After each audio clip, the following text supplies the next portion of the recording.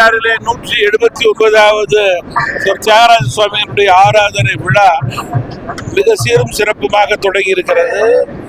ஒவ்வொரு வருடமும் இந்த விழாவினுடைய சிறப்பு இந்தியா மட்டுமல்ல உலகமெங்கும் பரவி கொண்டிருக்கிறது. இன்றைக்கு விழாவினுடைய சிறப்பு நீதியரசர் சுரேஷ்குமார் அவர்களும் தஞ்சை மாவட்டத்தினுடைய ஆட்சியர் இருவரும் மிக சிறப்பாக சுவாமிகளை பற்றி பேசியிருக்கிறார்கள். 5 நாள் விழா தொடர்ந்து நடைபெறுகிறது. மிக சிறப்பு வாய்ந்த நம்முடைய சங்கீத வித்வான்களும் பெரியவர்களும் சிறியவர்களும் வந்து பாடக்கூடிய நிகழ்வாக இந்த விழா நடைபெறும். 5வது நாள் இந்த விழாவிலே மிக சிறப்பாக சுவாமிகளுடைய பஞ்சரத்ன கீர்த்தனைகள் நடைபெற இருக்கிறது. விழா மிக சிறப்பாக நடைபெறுகிறது. எல்லா வருடமும் விழாவுக்கு மேலும் சிறப்பு சேர்க்கும் வகையிலே பக்தர்கள் அதே போல இசைக்கலைஞர்கள் இசை ஆர்வலர்கள் அதிக அளவிலே வருவது எங்களுக்கு மிகுந்த பெருமையும் மகிழ்ச்சியும் தருகிறது.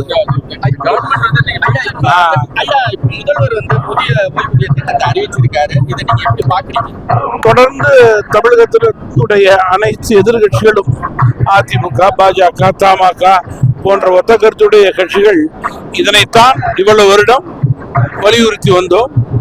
அதனை இன்றைக்கு அறிவித்திருக்கிறார்கள்.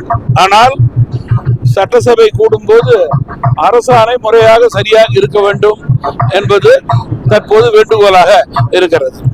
2026 தேர்தல் எப்படிங்க?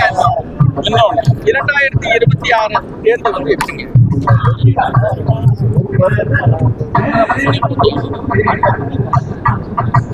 இடைநிலை ஆசிரியருடைய தொடர் கோரிக்கை இன்னும் கேட்கப்படாமல் இருக்கிறது.